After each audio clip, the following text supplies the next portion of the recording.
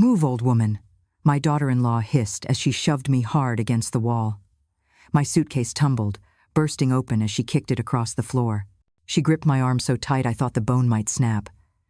"It's over for you," she spat, eyes blazing. "This cottage is ours now. With 20 of us moving in, no one will dare question it." The door slammed, echoing like a final warning. How did I get here? I had just bought my dream cottage, hoping for peace. So why was my daughter-in-law invading it with 20 people? If you want to know what happens next, stay with me until the end of the video. And if you still believe deep in your heart that God is always watching over you, silently arranging everything, then right now, leave a comment saying AMEN below this video. Because who knows, at the very moment you write those words, a blessing may quietly enter your life. When I first stepped into the cottage on the edge of Lakewood, I thought I had finally arrived at a kind of peace I had not felt in years. The boxes were still stacked in the hallway, my linens neatly folded inside one of them, waiting for me to find the right drawers. The scent of fresh paint still lingered in the air, mixed with the pine trees that swayed just outside the windows. It was quiet in the way I had longed for quiet that belonged to me, not borrowed silence in someone else's basement. I was kneeling by an open box when the phone rang. I did not even glance at the screen. Only one person called like that, abrupt and certain that I would answer. "Hey, Marjorie." Denise's voice rushed in before I could say hello. "Just a heads up, we'll be there in about 2 hours. 20 of us, from my side.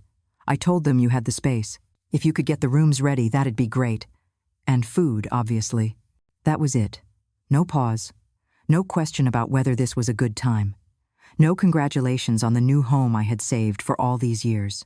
Just a command, delivered as casually as if she were notifying me about a package on the porch. I stayed silent for a long beat, letting her words settle in the room like dust. Then I said, "All right." It was not agreement, not really. It was survival. I had learned, after years of living under her roof, that the simplest way to get through her demands was not to argue. If someone wasn't asking for your input, you saved your breath. When the call ended, the house seemed to breathe again. I sat very still, listening to the faint creak of the new walls. I had moved in only 3 days earlier. The paperwork was still on the counter, my name printed clearly across the top. Mine, no one else's, and yet somehow, Denise had already declared this place a family lodge. Her family, not mine. I did not cry. I did not pace. Instead, I walked to the kitchen drawer, pulled out a yellow notepad, and flipped it open to a clean page. On the left side, I wrote, food, towels, trash bags, sleeping arrangements. On the right, I wrote, legal, enforcement, documents, copies. I underlined copies twice. There were 22 chairs stacked in the garage.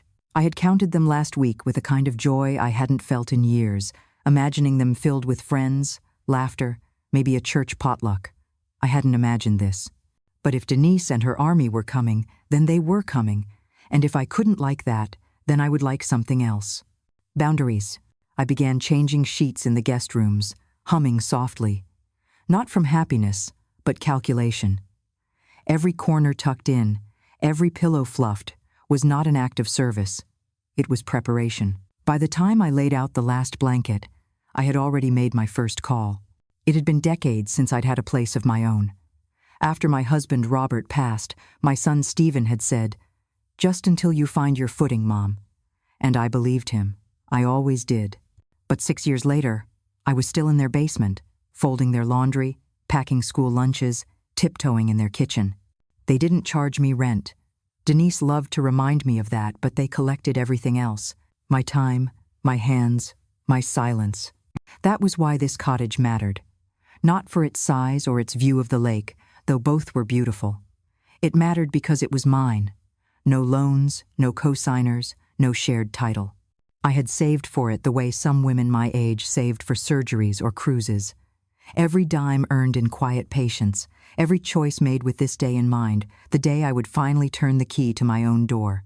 But even before Denise's call, I had known it would not be simple. She had always treated my belongings as if they were hers. If I baked a pie, she carried it to her book club without asking. If I bought new towels, she announced, "Oh good, we needed more." And if I sat down, she asked me to fetch the remote. The house was new. The dynamic was not. So when she told me 20 people were coming, I did not panic. I prepared. I stripped the spare beds, shook out the blankets, wiped the bathroom sinks with vinegar, laid out folded towels that I knew half of them would carry away before the week was over. I moved through the rooms like a stagehand, setting the scene for a play I already knew by heart. Because on the second page of my yellow notepad, underlined 3 times, was another list. Guest policy, local ordinance codes, occupancy caps. I had spoken to a notary. I had the templates ready. All it would take was one more step. And that step would arrive soon enough, with the sound of gravel cracking beneath unfamiliar tires. The first van pulled up a little before noon, the sound of tires grinding against the gravel drive cutting into the quiet I had cherished all morning. I stood at the front window, watching as the side door slid open and people spilled out like water from an upturned bucket. Voices rose, loud and overlapping, the kind that carried across the yard without apology. Within 10 minutes, a second van arrived, then a sedan, then another. By the time I counted again, there were 22 of them, though Denise had told me 20. Numbers never seemed to matter to her. It was always close enough. I opened the door as they carried in bags, folding chairs, coolers, and Bluetooth speakers. The greetings were scattered and careless. A nod here, a wave there. No one offered a hug. No one congratulated me on my new home. One cousin raised a hand like he was flagging down a taxi, then walked straight to the kitchen, opening my fridge without asking. They did not bring flowers. They did not bring a casserole. They brought noise, tangled phone chargers, oat milk they insisted I must have forgotten to buy, and questions that weren't really questions at all. What's the Wi-Fi password? You only have one bathroom downstairs. Don't tell me you don't have sparkling water. I didn't answer. I just stepped aside, letting them sweep past me like a storm that had already made up its mind. Within half an hour, Denise's eldest aunt had claimed the primary bedroom. No one asked. She simply rolled her suitcase across the hardwood floor and shut the door behind her. 2 teenagers argued loudly about which bed had the better view, while another dragged my spare blankets onto the den sofa as if it were a hotel. And when I went to the guest room where I had folded my own clothes just the day before, I found Denise's cousin's bag sprawled across the bed I had prepared for Stephen when he visited later in the summer. I carried my folded sweaters quietly down the hall. No one offered to help. No one asked if I minded. Denise caught me in the hallway, her hand brushing my shoulder as she gave me a smile I recognized all too well. It was the kind of smile people wear when they've already made the decision for you. "It's just 2 weeks, Marjorie," she said. "Be flexible." Flexibility, I thought, was a virtue admired only when it benefited the person asking for it. I nodded, though my chest felt tight, and carried my clothes into the smallest room in the house, a narrow den with a pull-out couch and a lamp that flickered when it warmed up. I shut the door softly, not in anger, but with purpose. By evening, the cottage no longer smelled of pine and fresh paint. It smelled of takeout containers, spilled beer, and too many bodies pressed into a space that was never meant for them. Someone had flipped the cushions on the porch furniture after spilling grape soda across the fabric. Someone else had left toothpaste streaked in the bathroom sink. My kitchen knives were moved, my backup dishes pulled down from the high cupboard I thought no one would reach. I stopped asking. I just noted. Every broken plate, every trail of snacks ground into the carpet, every faucet handle turned too tight. I wrote them down in my yellow notepad, each line marked with the calm precision of a woman who had finally decided she would not clean this up quietly. On the 3rd night, Denise's brother tried to fix a dripping faucet. 10 minutes later, I heard metal snap, followed by a muttered curse about cheap fixtures. The water valve jammed, leaving the bathroom half usable for the rest of the evening. Still, no one asked me how I felt about all of it. They laughed loud into the night, music blaring from 2 different rooms, stomping across the floorboards until midnight. I lay awake on the pull-out couch, the lamp flickering faintly beside me, listening to the rhythm of voices that weren't mine. But I didn't break. I didn't even cry. Instead, I opened the folder I had tucked beneath a pair of garden gloves in the small closet. Inside were copies of the documents I had drafted weeks ago, guest policies, occupancy ordinances, fee agreements. I smoothed them out on my lap and whispered each word aloud, steadying myself with their structure. I was not powerless. Not anymore. On the 5th day, as the sun rose pale over the ridge, I stepped onto the porch. The boards creaked beneath me, and the faint smell of artificial grape still clung to the cushions. I breathed in deep and knew today would be the day. When I came back inside, the house was quiet in the bloated way that only comes after a night too full of voices. Shoes scattered by the door, empty cups across the dining table, cereal bowls still half filled with milk. I cleared a space at the center of the table and set down the neat stack of printed agreements. 22 copies.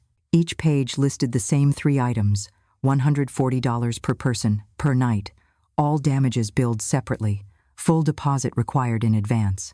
I placed a pen beside each stack, the sound of it tapping gently against the wood. Then I taped 2 notices on the front door. Private property. Short-term lodging agreement required for all guests. When Denise came downstairs in a hoodie that didn't belong to her, she froze at the sight of the papers spread across the table. "What is this?" she asked, her voice still thick with sleep. "A lodging agreement," I said calmly. She picked up a page, skimmed it, then let out a sharp laugh. "Okay, funny." I didn't respond.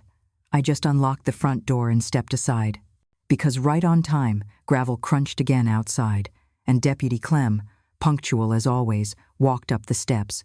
Deputy Clem tipped his hat as he stepped inside, his boots brushing the dust from the porch onto the entry rug I had laid out only 3 days before they arrived. He gave me a nod, steady and professional, before his eyes swept over the room full of half-asleep bodies slouched on couches and floor cushions. "Morning, ma'am," he said. "This the group?" I folded my hands, standing tall beside the dining table. "Yes, Deputy. These are the occupants." End quote. The word landed like a stone in water, rippling through the room. Denise froze with the paper still in her hand. Her face paled. "You called the police on your own family?" she hissed. I corrected her gently, my voice calm, almost soft. "Number I called the county office. This is enforcement." Murmurs erupted. A cousin scoffed. Another whispered something about insane old women. Stephen appeared in the hallway, rubbing his eyes, his shirt wrinkled from sleep. His face fell when he saw the deputy standing there. "Mom," he muttered, "what is all this?" I turned the folder toward him, the neat stacks of agreements waiting like test papers on a teacher's desk. "A lodging contract. It's all there. Rates, damages, deposits. This is the policy now." Denise slammed the paper onto the table. "You cannot be serious. You expect us to pay you like some cheap Airbnb?" "You're welcome to stay," I replied, folding my hands. "But not for free, not anymore. Evan." Her voice cracked, sharp and high-pitched. "You're unbelievable." Deputy Clem cleared his throat. His presence was solid, grounding. "Actually, ma'am," he said, glancing at Denise, "it's perfectly lawful. She gave notice. These documents are valid. If you choose not to sign, you'll need to vacate the property by this evening." Stephen ran a hand through his hair, his jaw tightening. "Mom, come on," he pleaded. "This is unnecessary. They're just staying a little while." And I met his eyes, steady, unflinching. "A little while has lasted 6 years, Stephen, and it ends today." The silence that followed was heavy, broken only by the scrape of a chair as one of the cousins stood up abruptly. Aunt Gwen, the loudest of them, jabbed her finger toward me. "You think you can charge us like strangers? We are family." I turned to face her fully. "Number, you're Denise's family, not mine. In all these years, you've never sent me a birthday card, never invited me to a single dinner. Yet, I have spent 5 days cleaning your mess, feeding your mouths, fixing what you've broken. That is not family. That is trespassing." Her cheeks flushed red. She opened her mouth to shout again, but I lifted a hand, calm and deliberate, cutting her off without raising my voice. "This is my home, and these are my rules." Deputy Clem stepped forward, collecting a stack of agreements. "I'll need signatures," he said firmly, "or keys turned in by sundown." Denise laughed again, but the sound was brittle now, thin as glass ready to crack. "She actually recorded me," she muttered, flipping through the papers. "She really planned this." "Yes," I said simply. "I did." I handed over another folder to Clem inside, Time-stamped text messages, printouts of the voicemail Denise left, every detail organized and flagged. Years of being overlooked had taught me how to be thorough. Stephen's face shifted as he skimmed the pages. His lips pressed tight, the way they did when he wanted to argue but couldn't find the ground to stand on. He looked at me as though he no longer recognized his own mother. One by one, the cousins began to mutter, gathering their things in protest. A suitcase zipped upstairs, a door slammed, someone cursed under their breath. The storm was breaking. By sunset, the driveway was a tangle of noise, car doors slamming, trunks stuffed with duffel bags, the scrape of folding chairs shoved back into vans. Someone knocked over my flower pots on the way out. No apology. Just the sound of feet rushing away, the storm finally retreating. One of the younger boys leaned out the van window as they pulled off. "You'll die alone," he shouted, his voice cracking with the kind of cruelty that thinks it can wound. I didn't flinch. I stood at the gate, clipboard in hand, heavier than it looked, not from the paper but from the weight of finally choosing myself. Denise trailed behind Stephen as he walked to their car, her mouth tight, arms crossed. She didn't look at me until she reached the sidewalk. "You made this hostile," she spat, her words sharp as broken glass. I lifted my chin, meeting her eyes calmly. "Number," I made it clear. Stephen avoided my gaze, slid into the driver's seat, and shut the door with finality. Denise followed, slamming hers harder than necessary. I stood there until both vans and the sedan disappeared down the curve of the road, the echo of their tires fading into the distance. The wind picked up then, tugging at the corner of the notice still taped to my porch. The paper fluttered, not tearing, but holding steady. For the first time in more than a week, the air around me was silent. No voices crashing into each other. No footsteps overhead. No music leaking through thin walls. Just stillness. And it was not empty. It was full of peace, of dignity, of space that finally belonged to me again. I stepped back into the house, shut the door gently, and let my shoulders drop. I lit the small candle I had been saving, its flame flickering against the quiet walls. Then I sat at the dining table not to clean, not to tally receipts, not to prepare warnings, just to sit. For once, I didn't have to be flexible. I didn't have to give anything away. This house was mine, and now, finally, so was my voice. When the last car disappeared around the bend of the street, I stood on the porch a moment longer, clipboard still pressed to my chest. The silence that followed was not fragile, it was dense, layered, like the air after a heavy storm has passed. My shoulders eased for the first time in days, though the ground around me still carried the marks of the chaos. Crushed weeds where folding chairs had sunk into the soil, soda stains across the porch, broken flower pots lying on their sides. I stepped back into the house and looked around. Towels were crumpled on the floor in the hallway. Someone's makeup bag was left tipped on the sink, spilling powder across the porcelain. Beds unmade, sheets half dangling from the corners, a pizza crust abandoned on the windowsill as though it had simply been forgotten. But I did not bend to pick up a single thing. Not this time. I had spent too many years cleaning messes I hadn't made, smoothing over tempers, giving away my time and my energy in silence. No more. Instead, I walked to the phone, dialed the number I had written down on the second page of my yellow notepad, and asked for a cleaning service. They arrived the next morning, two women who carried their supplies with practiced efficiency. They smiled kindly when I greeted them, and I offered tea before stepping aside. For the first time in days, I sat in my own living room while someone else handled the chaos. I listened to the steady rhythm of brooms brushing across the floor, cloths wiping away stains, the sound of garbage bags filling with everything my uninvited guests had left behind. I didn't see it as erasing their presence. I saw it as reclaiming what was mine. While they worked, I walked through each room with my phone in hand, documenting the damages. Broken curtain rods, a cracked plate from the backup set I had hidden away, a dent in the hallway wall where someone had rammed a suitcase too hard. I noted them all, carefully, without bitterness, just facts, numbers, evidence. That evening, I attached every photograph to an invoice. Clear, professional, without a hint of apology. At the bottom, I copied the signature from the agreement Denise had begrudgingly scribbled before storming out. Then I titled the email simply, Final statement for your stay. I hit send, closed the laptop, and poured myself a cup of coffee. Not weak, not hurried, but strong and steady. The house smelled of lemon cleaner by then, fresh and new again.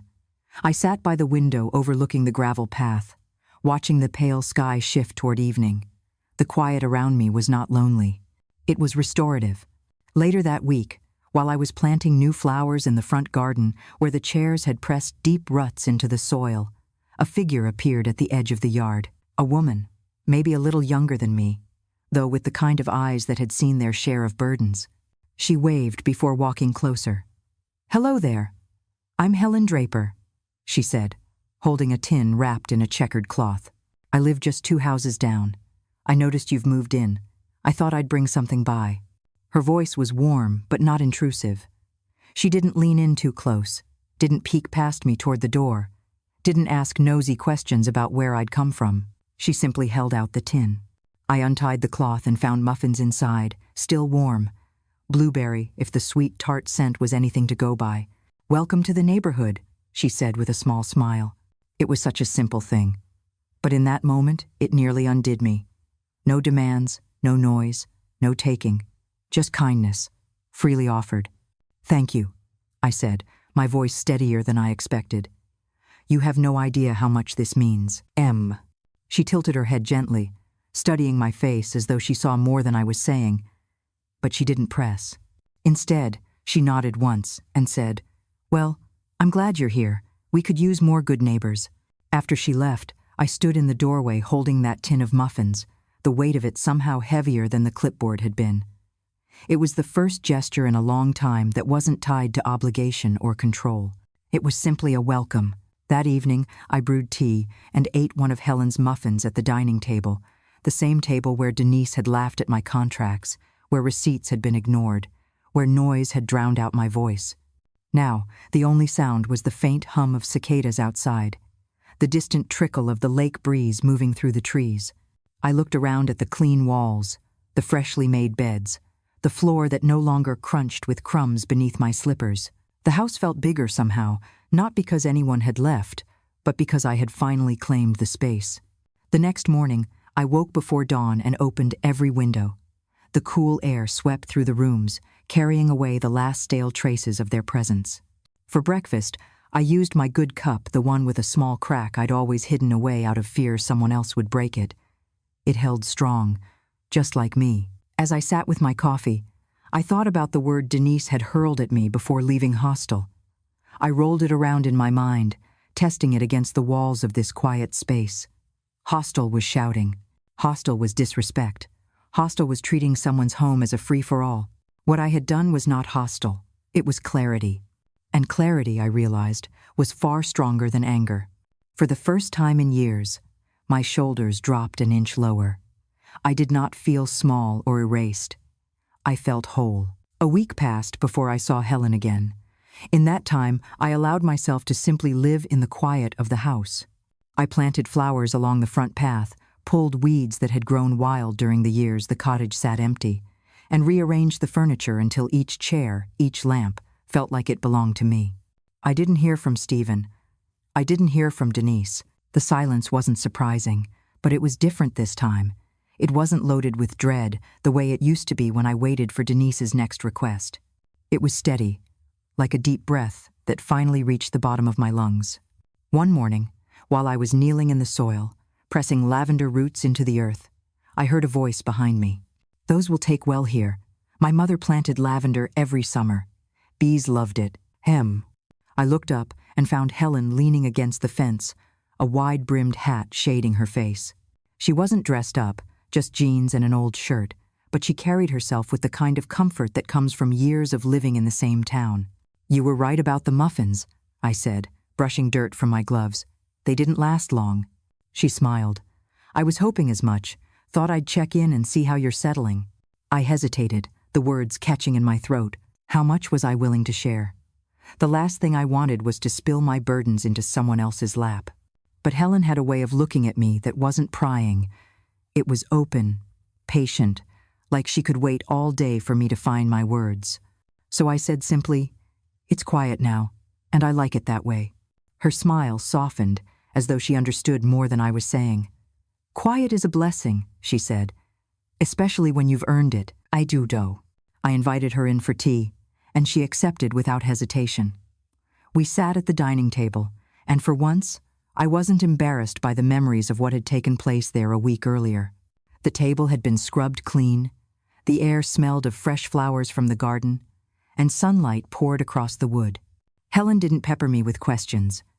She told me about her garden, her years working as a school librarian, the long walks she took by the lake when the air was cool. She spoke of her husband, who had passed 5 years ago, and how she still found herself reaching across the bed some mornings, expecting him to be there. Her honesty loosened something in me. "My husband, Robert, passed even longer ago," I said. "After that, I drifted. My son said it was only temporary, staying in their basement, just until I found my footing." Helen stirred her tea slowly, her eyes steady on mine. "And temporary turned into years." I nodded. 6 years. 6 years of folding their laundry, packing school lunches, cooking dinners. They said they didn't charge me rent, but they collected everything else: my time, my hands, my silence. Helen let out a small hum, the kind of sound that carries both sympathy and recognition. "That's the hardest part about family, isn't it? They can hold you tighter than chains, and you almost start to believe that's love." Her words struck me so deeply I had to set down my cup. "That's exactly it," I whispered. "And when I finally saved enough to buy this house, I thought it would be different. But Denise, she doesn't believe in boundaries. To her, everything of mine is a resource for her to claim." Helen tilted her head slightly. "And you said no." I looked at her across the table, at the kindness etched into the lines of her face, and for the first time since the confrontation, I felt seen. "Yes," I said. I said no. The conversation drifted after that, lighter, easier. We spoke about recipes, about where the best farmer's market was, about which windows caught the morning light best for reading. When she left, she placed a gentle hand on my arm and said, "You're not alone, Marjorie. Don't forget that." That night, lying in my bed, the real one, not the pull-out couch, I thought about what she'd said. I realized I had spent so many years equating family with obligation that I had forgotten what true connection felt like. With Denise and Stephen, it had always been about what I could provide, what I could give up. With Helen, it was simply about being present. Over the next few weeks, Helen and I fell into a gentle rhythm. She stopped by with fresh bread when she baked. I shared tomatoes from the small garden I was trying to coax into life. Some evenings, we sat on the porch together, watching the light fade across the lake, not saying much at all. One evening, she told me, "You know, family isn't always blood. Sometimes it's the people who walk in when everyone else walks out." I thought about Stephen then, about the envelope he had left behind with the words, "I hope one day you see how cold this was." I remembered the way he couldn't meet my eyes as he drove away. He had chosen Denise's comfort over my dignity. And yet, I felt no bitterness, only clarity. "Maybe that's the gift of this house," I said slowly. "Not just the space, but the chance to decide who belongs in it." And Helen nodded, her gaze steady on the horizon. "That sounds like freedom to me."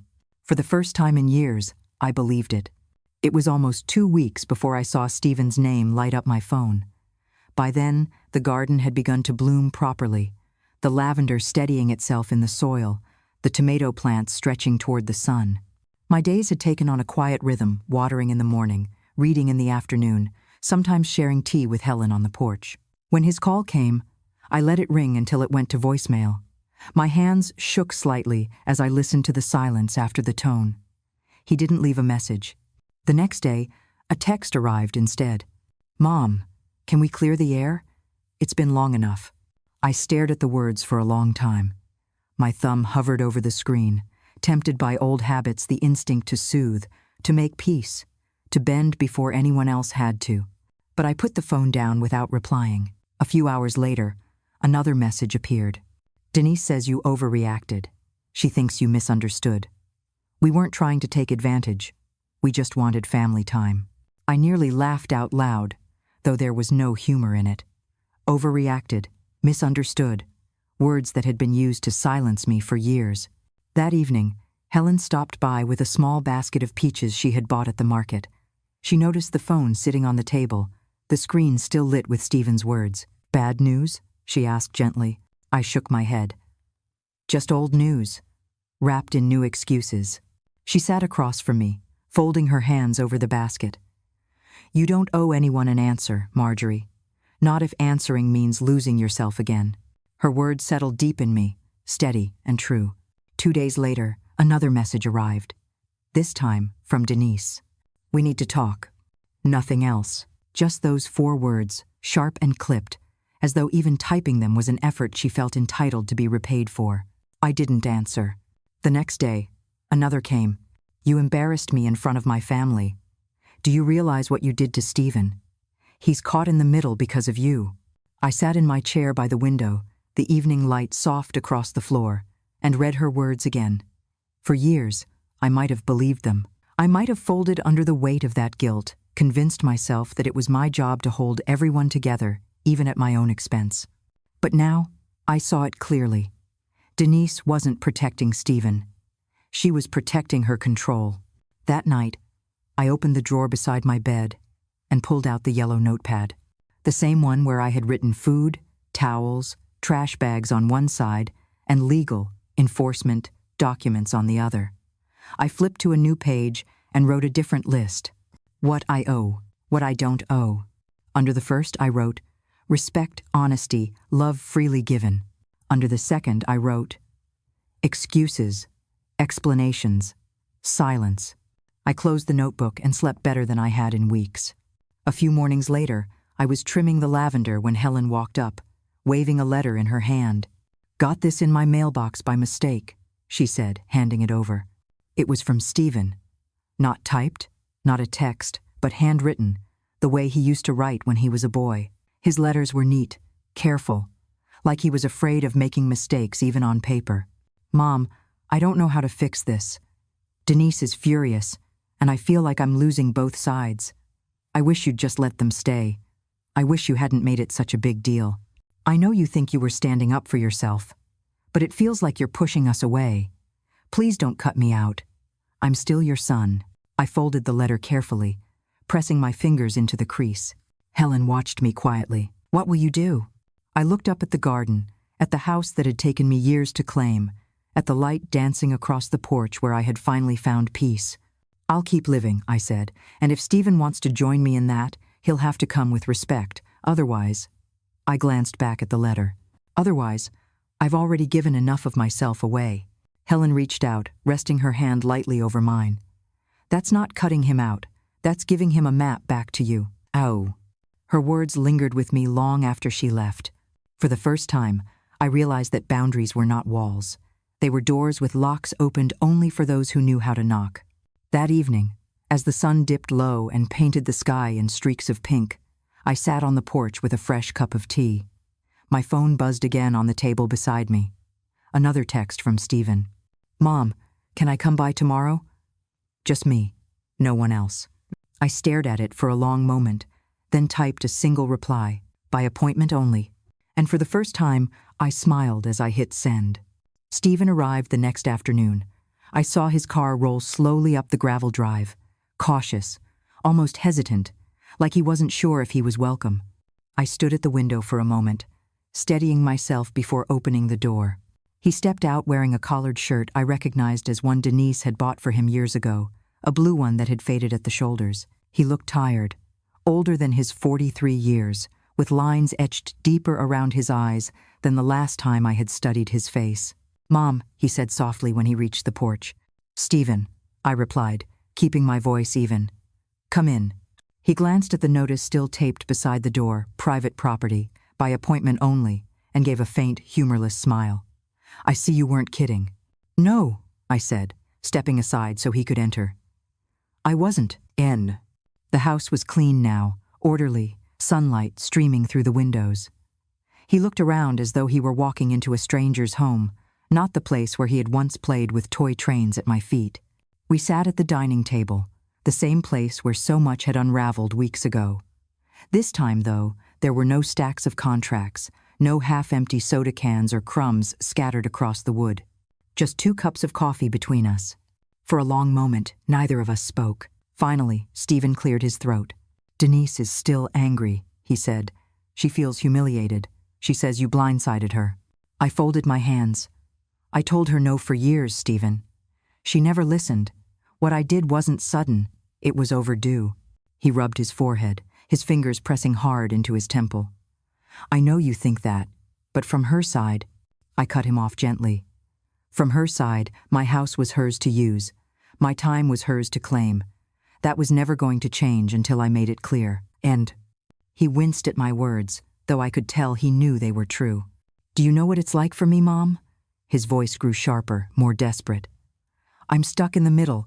Denise says I don't defend her enough, and you—" He trailed off, shaking his head. "You look at me like I've betrayed you just by trying to keep the peace." My chest tightened, but I forced myself to hold steady. "Stephen, keeping the peace isn't the same as doing what's right. Sometimes it means letting one person trample another. And you've been letting Denise trample me for years." His jaw tightened. "That's not fair. It's the truth." Silence stretched between us, heavy as stone. He stared into his coffee as though it held answers. I studied his face, searching for the boy I once knew, the one who used to bring me wildflowers from the field behind our old house, who used to lean against me during thunderstorms. "I never wanted this," he said finally, his voice low. "I never wanted you and Denise to be at war." I leaned forward slightly. "Stephen, this isn't a war. A war is when both sides fight for control. This was me finally saying no. That's not war. That's survival." His eyes glistened, but he blinked the shine away. "She thinks you hate her." I shook my head. "I don't hate her. I don't even waste the energy to hate her. But I won't let her treat me as disposable. That's not hate. That's boundary." He swallowed hard, his Adam's apple bobbing. "And what about me?" The question pierced me deeper than I expected. "You're my son," I said softly. "You always will be. But being my son doesn't give you the right to ignore my dignity. Respect isn't optional, even between us." His lips parted, then closed again. For a moment, he looked so young, so lost, that my heart ached. I wanted to reach across the table, to take his hand the way I used to when he scraped his knee or couldn't sleep at night. But I stayed still. Because love without boundaries isn't love. It's erasure. Stephen leaned back, exhaling long and heavy. "I don't know how to balance it, Mom. Denise is furious and I live with her. I can't just—" "You can't just what?" I asked, my voice sharper now. "You can't just choose me?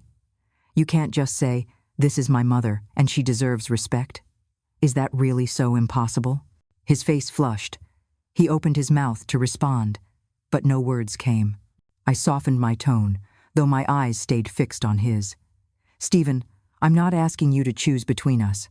I'm asking you to stop standing in the middle like a fence post while Denise decides everything. If you want a relationship with me, it has to be on equal ground. Not me in the basement. Not me as the silent servant. Equal." The clock on the wall ticked loudly, marking the silence that followed. Finally, Stephen nodded once, a small, reluctant gesture. "I don't know if Denise will ever accept that," he admitted. "Then that's her choice," I said. "But your choice is separate from hers." He sighed, dragging a hand down his face. "You're stronger than I realized." "No," I said quietly. "I've always been this strong. You just didn't want to see it." "May." We sat in silence for a while after that. Birds sang faintly outside, the world carrying on as though nothing inside had shifted. But I knew something had. Stephen knew it too. When he finally stood, I walked him to the door. He paused on the porch, his hand on the railing, staring at the notice still taped to the wall. "Appointment only," he murmured, almost to himself. "That goes for you too," I said gently. He turned, his eyes meeting mine for a long moment. Then he gave a small nod, not full acceptance, but something close to recognition. Without another word, he walked to his car and drove away. I stood there long after the sound of his engine faded, the gravel dust settling slowly back to the earth. For the first time in years, I had spoken to my son not as someone begging for his attention, but as someone who knew her worth. It hurt deeply, but it also healed something. Because love, I realized, cannot grow in a house where respect is absent. And I would no longer live in such a house, not even for him. The morning after Stephen's visit, I sat at the kitchen table with a cup of tea cooling between my hands. The conversation from the day before still lingered in my mind, like the aftertaste of something bitter. I had spoken my truth, maybe for the first time in years. But truth does not always come with relief. Sometimes it comes with ache. I walked out onto the porch, breathing in the crisp mountain air, and found myself staring at the lavender patch by the fence. The plants were sturdy now, their stems upright, their blossoms reaching toward the sun. They had survived the rough beginning, the trampling, the neglect, and yet here they were thriving. Helen appeared that afternoon, as if she sensed the weight in me. She carried a small basket, as she often did, this time with fresh eggs from a neighbor down the road. "You look like you've been carrying bricks on your shoulders," she said gently as I let her in. "Maybe I have," I replied, forcing a small smile. We sat together in the living room, sunlight spilling across the rug. For a while, we talked about ordinary things: the weather, the sound of the wind chimes, the tomatoes that were finally starting to ripen. But Helen had a way of circling back to what mattered, like water finding its way around stone. "Your son came by yesterday," she said, though it wasn't really a question. I nodded. "He wants me to bend again, not as harshly as before, but the same pattern. Denise pulls, and he expects me to stretch until something breaks." Helen sipped her tea, her eyes thoughtful. "And did you bend?" "Number." The word surprised me with its firmness. For once, I didn't. She smiled, not triumphant but understanding. "That's a hard thing, isn't it? To love someone deeply and still say no." "Alu."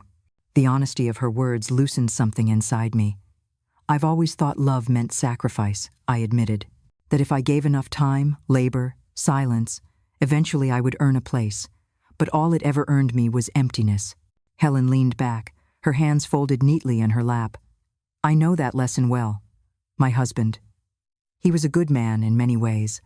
But there were years when I gave up so much of myself just to keep the peace. After he passed, I realized I'd been a ghost in my own life for far too long." I studied her face, the lines of it etched by both sorrow and strength. "How did you change it?" "Slowly," she said. "By choosing myself in the small ways first. Cooking what I wanted for dinner, taking walks without asking permission, planting roses just because I loved them. And then, when the bigger choices came, I had the strength to make them." Her words settled into me like seeds. Perhaps this was what rebuilding a life truly looked like, not grand declarations, not battles fought and won, but the quiet accumulation of small choices that said, "I matter too."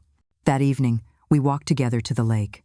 The air was cool, the water reflecting streaks of gold from the setting sun.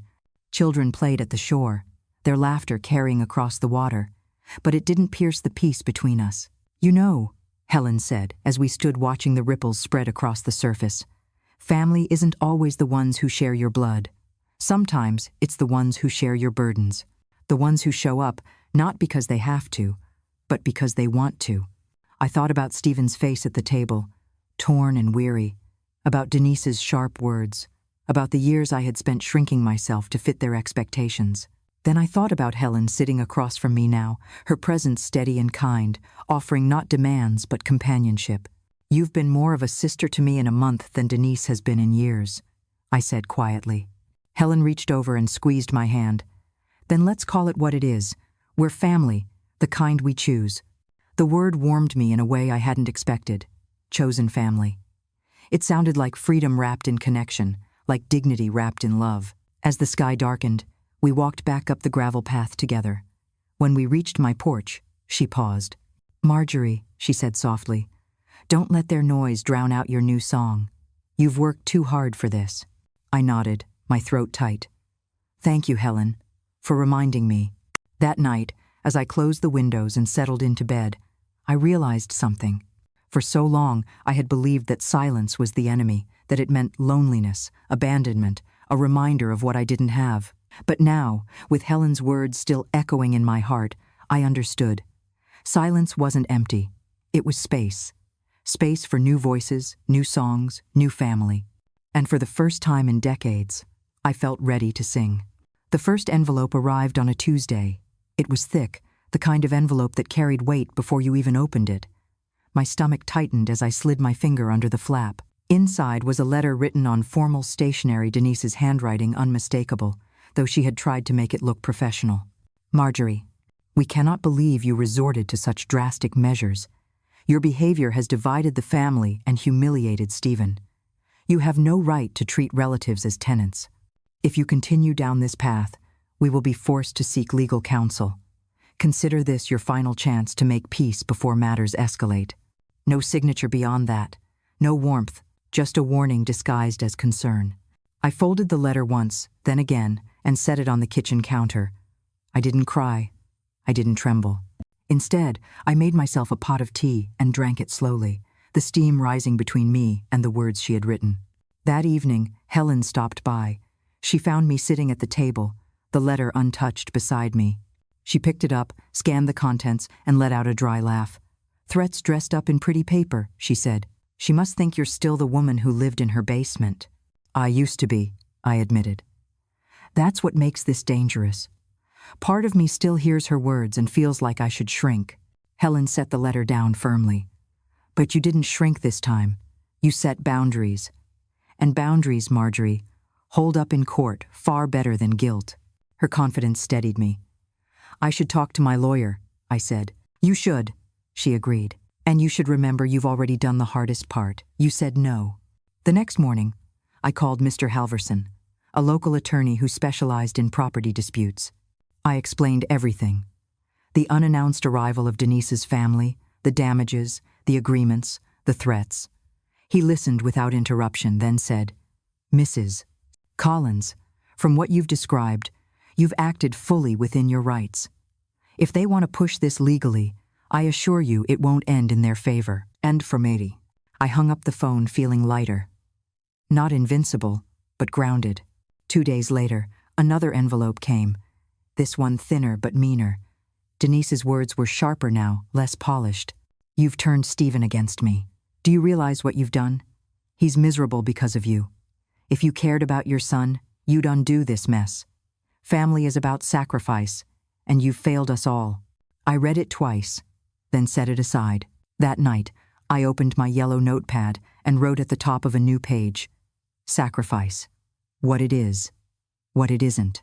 I wrote, "Sacrifice is love freely given. Sacrifice is not erasing yourself so someone else can shine. Sacrifice is choice, not obligation." Helen came by later that week, bringing a loaf of bread still warm from her oven. We sat on the porch as I told her about the letters. "She won't stop until she realizes she can't move you," Helen said. "And the only way she'll believe that is if you stop giving her reactions. Let her shout into the wind. You keep planting your garden." I smiled faintly. "You make it sound simple." "It is simple," she said. "Not easy, but simple." Her words stayed with me as summer deepened. Denise sent 2 more letters, each one angrier than the last. One claimed I owed them for emotional damages. Another demanded I apologize for the hostility I caused. Each time, I placed the envelope in a drawer without responding. I kept copies, of course. My lawyer advised me to, but I refused to give her the satisfaction of my energy. Instead, I spent my days painting the small spare room, a soft blue, reading books Helen recommended, and walking by the lake at dusk. The house grew more mine, with every nail I hammered, every shelf I filled. One evening, as I watered the garden, I noticed Helen watching from her porch. She lifted her hand in a wave, and I felt a swell of gratitude. "Family isn't always blood," she had said once. And as I looked at her now, I believed it more than ever. Stephen called again a week later. His voice was weary. "Mom, Denise is furious you won't respond. She says you're tearing us apart." I took a breath before answering. "Stephen, your marriage is your responsibility, not mine. If Denise is furious, that's between you and her. My only responsibility is to live in my home with peace." He was quiet for a long moment. "You've changed," he said finally. "No," I told him softly. "I've simply stopped pretending." After we hung up, I sat by the window and watched the wind move through the chimes. They swayed gently, only when the breeze asked them to. Not before, not after. And I thought, That is what I want my life to be now. Movement only when it feels right. Sound only when it is mine to give. It was a Saturday afternoon when the knock came. Not the polite kind, but sharp, insistent, rattling the glass in the front door. I knew before I opened it who it would be. Denise never announced herself, she demanded. I stood still for a moment, my hand resting on the doorknob. Part of me considered letting it go unanswered, but another part, the part that had spent too many years avoiding confrontation, knew I needed to face her. When I pulled the door open, Denise stood there in a fitted blazer, far too stiff for the summer heat. Her eyes were sharp, her lips pressed thin. Behind her, Stephen hovered, hands shoved into his pockets, gaze fixed on the porch floorboards. "Marjorie," Denise said, without even a greeting. "We need to talk." End of Tina. I stepped aside just enough to allow them in, though my body blocked the doorway slightly, reminding her this was still my choice. She brushed past me anyway, her heels clicking across the hardwood as if she owned it. Stephen trailed behind, his presence smaller somehow. We sat at the dining table, the same table that had borne witness to so much. Denise placed a folder on the wood, sliding it toward me. "This," she said crisply, "is a record of everything that happened. My family feels deeply wronged by your behavior. You embarrassed us, treated us like criminals. We deserve acknowledgement, if not outright apology." I didn't touch the folder. I only looked at her. "You weren't treated like criminals. You were treated like adults. Adults who must respect agreements and property." Her eyes narrowed. "You've twisted this entire thing into some legal game. We came here for family, for connection, and you turned it into a courtroom." I leaned forward slightly, my hands folded. Family is built on respect, not assumption, not entitlement, respect. Without it, there is no connection, only use. Denise scoffed. "Respect? You think posting notices and bringing in deputies is respect?" "No," I said evenly. That was clarity. Respect would have been asking before assuming. Respect would have been cleaning up after yourselves. Respect would have been acknowledging that this is my home, not your lodge. Stephen shifted uncomfortably in his chair, his fingers twisting together. "Mom, maybe if you just—" I cut him off, not sharply but firmly. "Stephen, no. This is not about compromise. This is about dignity. I won't lower my boundaries to make someone else comfortable again, not even for you." His mouth closed, his shoulders sinking slightly. Denise leaned back, crossing her arms. "Do you know how cruel you sound? We opened our home to you for years, and this is how you repay us?" I felt the old guilt try to rise, but I pushed it down with steady breath. "Yes, you gave me a place to stay. And in return, I gave you 6 years of my labor, my silence, my servitude. That debt has been paid in full, and more." Her face reddened, her jaw clenching. "You're rewriting history." "No," I said quietly. "I'm telling the part of it you'd rather ignore." End. The room stilled then, the air thick with words unspoken. Stephen looked between us, his eyes pleading, but neither of us broke our gaze. Finally, Denise pushed the folder back toward her and snapped it shut. "Fine. If you want to draw lines, then so be it. But don't expect us to come running when you're old and alone." Her words were meant to cut, but I didn't flinch. I had already heard that curse shouted from a van window weeks before. Instead, I met her glare with calm. I'd rather be alone in peace than surrounded in contempt. For a moment, I thought she might explode. Her lips trembled with the force of everything she wanted to say, but in the end, she stood, her chair scraping back hard against the floor. She walked to the door without another word. Stephen lingered, torn. He looked at me with eyes that carried both love and fear, both loyalty and weakness. "Mom," he said softly, "I don't want to lose you." I rose and walked to him, resting my hand briefly on his arm. "Then don't," I said. "But if you want me in your life, it has to be as someone you respect, not someone you silence." His throat worked as though he wanted to answer, but no words came. He nodded faintly, then followed Denise out to the car. I closed the door gently behind them, the echo of it ringing through the house. For a long moment, I stood in the quiet, letting the stillness sink in. And then, slowly, I smiled, because I had finally said the words I had needed to say for years. This was not cruelty. This was not hostility. This was freedom. The house felt lighter after Denise left, as though her presence had been a storm cloud pressed against the windows.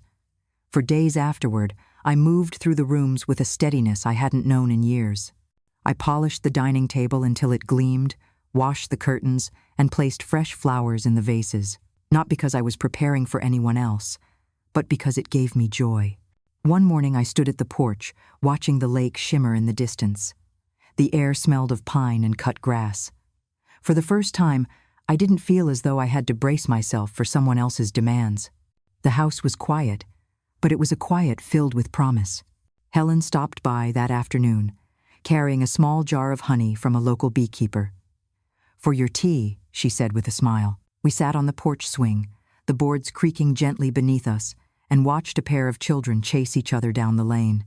Their laughter rang out, high and bright, and for a moment I felt the ache of what I had lost, the kind of easy family gatherings I used to dream of. But instead of dwelling on it, I let the sound wash over me like sunlight. "You've looked different since the other day," Helen said softly. "Different?" I asked. "Lighter, like you finally set down a weight you were carrying." I thought about Denise's words, about Stephen's eyes, about the strength it had taken to finally speak the truth aloud. "Maybe I have," I admitted. "Maybe I finally believe that I don't have to earn my place by erasing myself." Helen nodded, her expression warm. "That's the kind of belief that takes root, and once it does, nothing can pull it out." And in the weeks that followed, I found myself stepping further into the life of the community. I visited the farmers' market on Saturdays, where local growers sold baskets of cherries and corn still warm from the fields. I attended a craft fair at the church hall, where neighbors displayed quilts and pottery. Everywhere I went, people greeted me with kindness. Not the demanding familiarity of Denise's family, but genuine welcome. "Glad you're here," they would say, or, "It's nice to see a new face." One evening, Helen invited me to a small supper with a few of her friends, widows and widowers, mostly folks who had lived in Lakewood for decades. I almost declined out of habit, but something in me whispered that I should go. When I arrived, they welcomed me as though I'd been part of their circle for years. We ate roast chicken and fresh bread, and the conversation flowed easily from gardening tips to stories of grandchildren to favorite hymns. No one asked me to defend myself. No one demanded more than I could give. They simply shared the evening. At one point, an older gentleman named Harold raised his glass and said, "To new beginnings at any age." The group murmured agreement, and I felt my chest warm with a kind of belonging I hadn't realized I was starving for. Walking home that night, the stars stretched across the sky like silver threads, and I thought, this is family too, the kind that chooses you, the kind that holds space without taking it. Back at the cottage, I lit a candle and sat at the dining table, reflecting on how far I had come.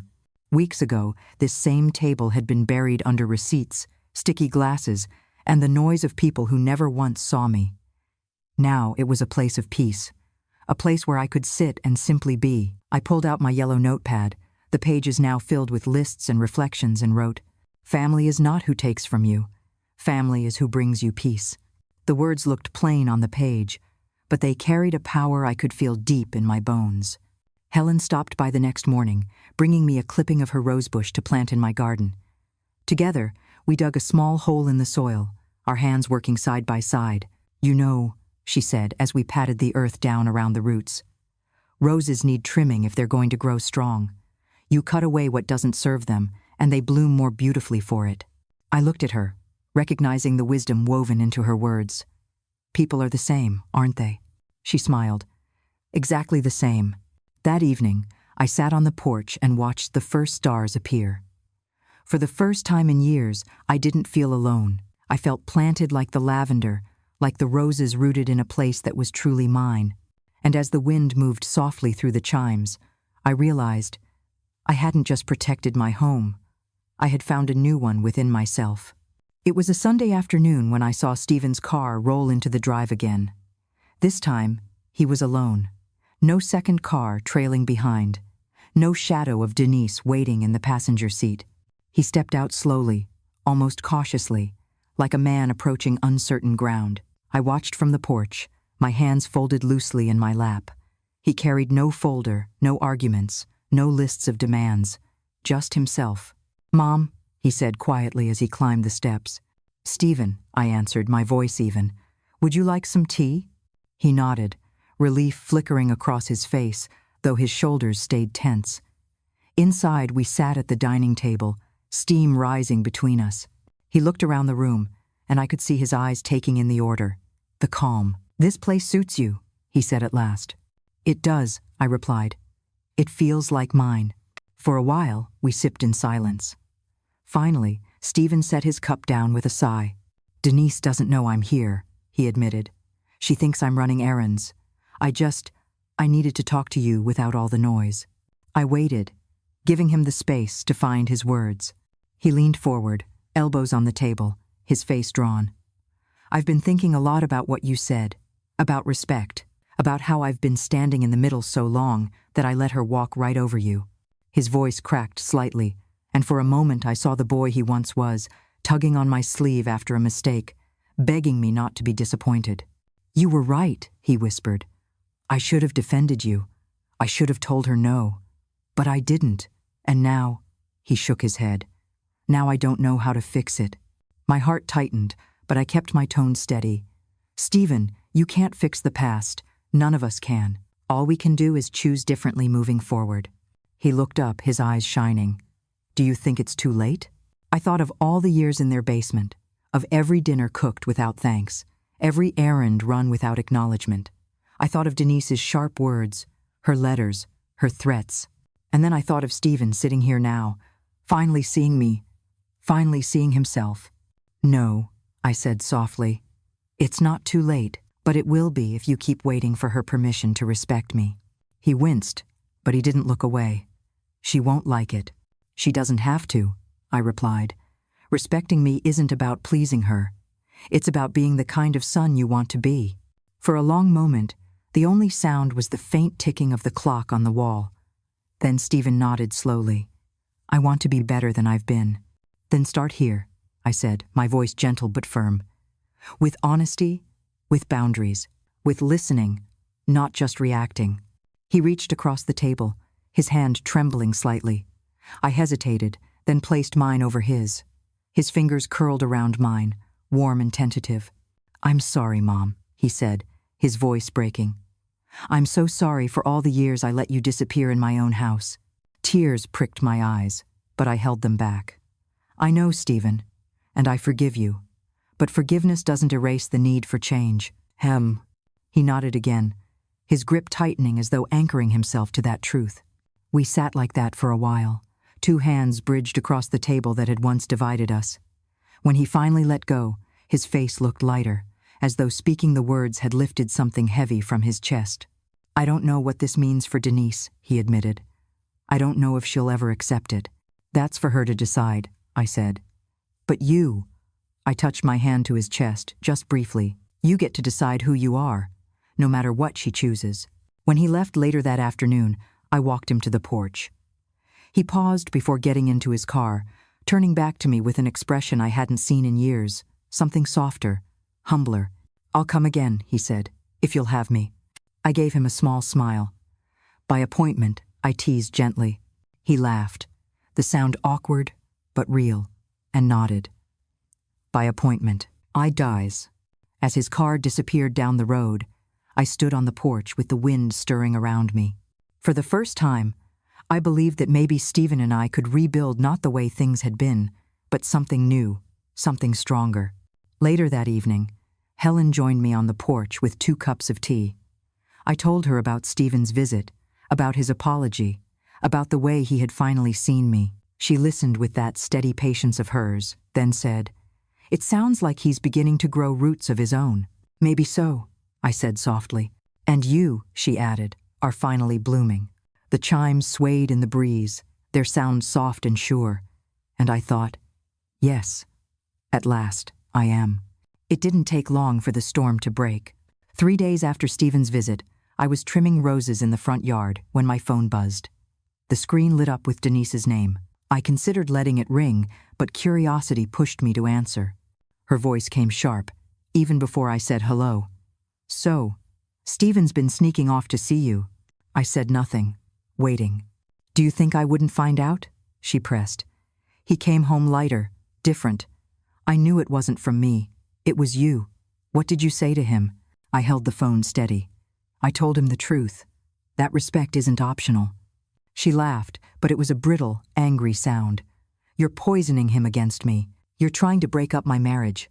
No, Denise, I said calmly. I'm giving him the chance to stand on his own. Whether that's with you or not, that's his choice.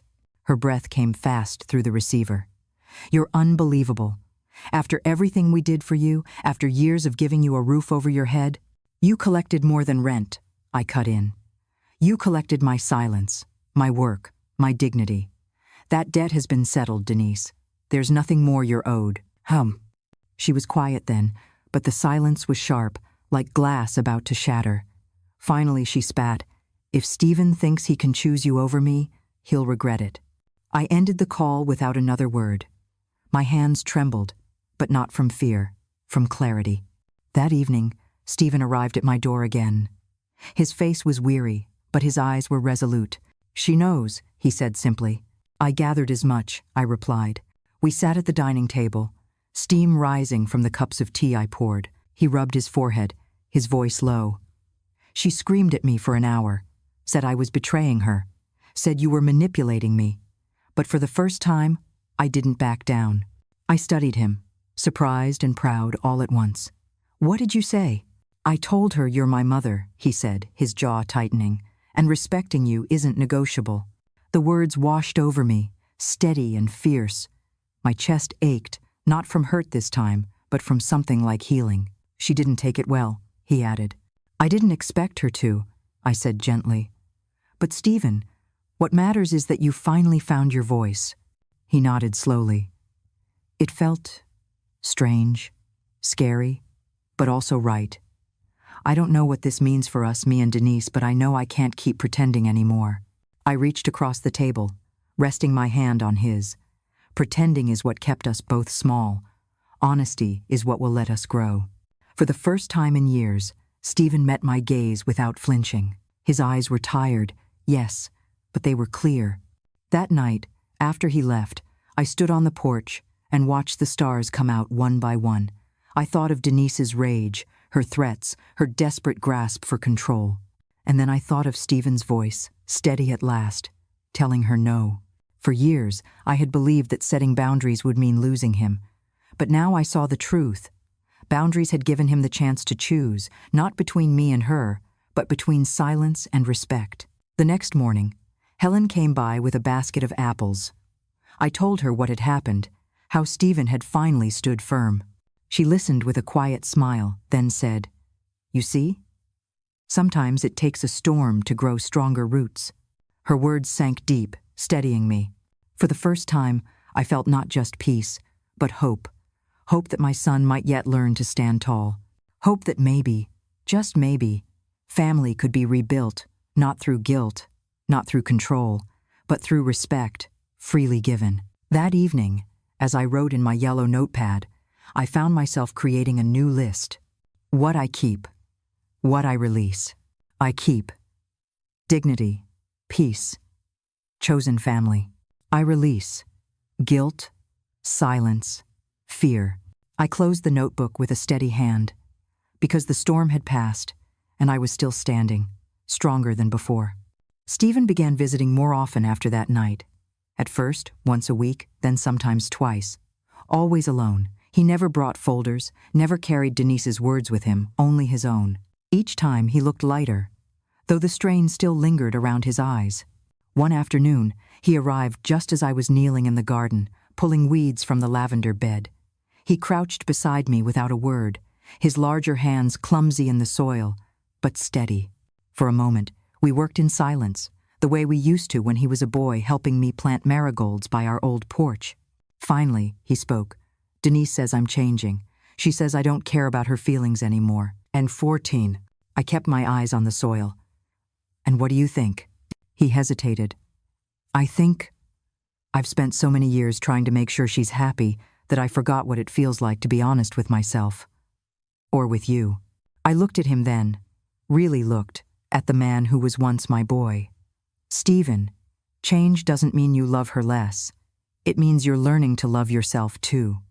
He swallowed hard, his hands still buried in the dirt. She cries, Mom. She tells me I'm abandoning her. She says I've let you turn me against her. I set down my trowel and touched his arm. That isn't love, Stephen. That's control, dressed as love. Real love doesn't demand you erase someone else. It doesn't fear your honesty. His eyes glistened, and for a moment, I feared he might break under the weight of it all. But instead, he nodded slowly. That evening, we sat on the porch drinking tea. Helen joined us, bringing a plate of cookies. Stephen listened as she told stories of her late husband, of how marriage can either build you or bury you depending on whether respect is present. Respect, she said firmly, isn't earned once and done. It's given daily. Without it, marriage becomes chains, not vows. Stephen sat very still, the words sinking into him. When he finally left that night, he hugged me tightly, whispering, "Thank you for not giving up on me." Days passed, and each time he returned, I could see the shift. He laughed more easily. He asked questions about my garden, about recipes, about the neighbors. He stayed longer, not rushing to get back. But with each step he took toward me, Denise seemed to pull harder from the other side. One evening, Stephen confessed, she threatened to leave me last week. Said if I kept coming here, she'd pack her things. Then the next day, she begged me not to go, said she couldn't live without me. It's like she's two people. End of trend. I felt a pang of sorrow for him, but I kept my voice steady. Stephen, you can't live your life being yanked between her storms and her sunshine. You have to choose your own weather. He rubbed his face, weary. I don't know if I'm strong enough. I reached for his hand. You are. Because strength isn't loud. It's not anger or threats. It's sitting here, telling the truth, even when it hurts. That's strength. He squeezed my hand, his grip trembling but sure. That night, after he left, I sat with Helen on the porch. The sky was dark, the wind carrying the scent of pine. She looked at me, her eyes kind. You're giving him what he's never had, she said. What's that? I asked. A safe place to stand. He can't find it with her. But here, he sees what it means to be steady, and that may be the very thing that saves him. Her words filled me with both hope and ache. For years, I had been invisible in his life, and now I was becoming his anchor. As summer deepened, Stephen's visits became part of my rhythm. Sometimes we cooked together, sometimes we just sat in silence, listening to the chimes. He didn't always have answers, but he was trying. And for me, that was enough. One evening, as he prepared to leave, he turned to me on the porch. Mom, Denise doesn't understand. Maybe she never will.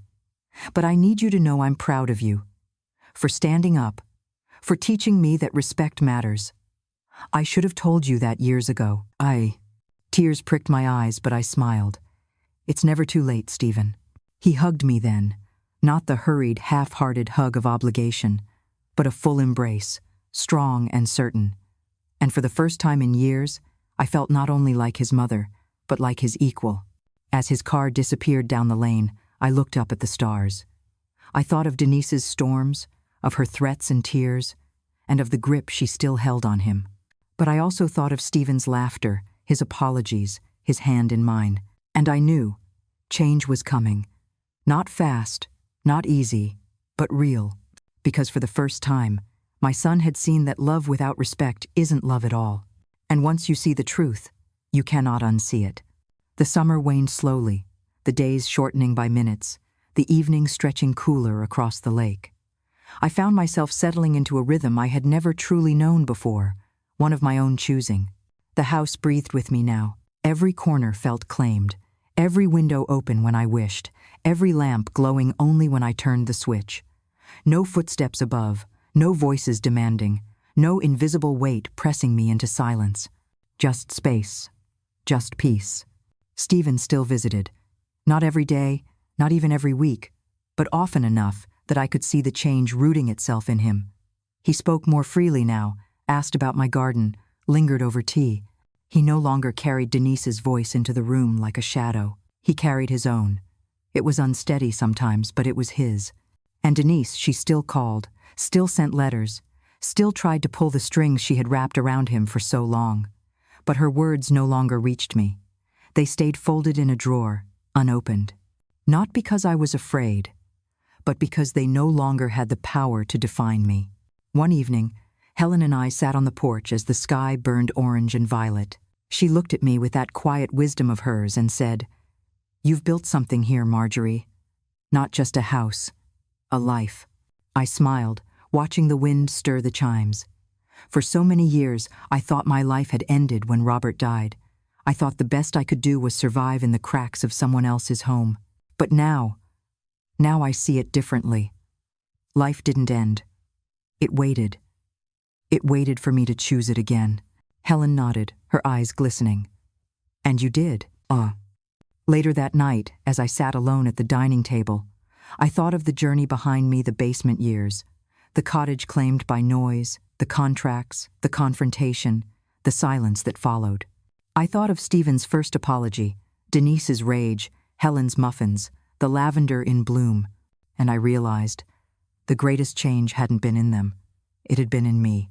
I had learned that family is not a birthright to abuse. Family is not the loudest voice, the heaviest demand, or the deepest guilt. Family is what remains when respect is present. Without it, blood is only biology. With it, even strangers can become kin.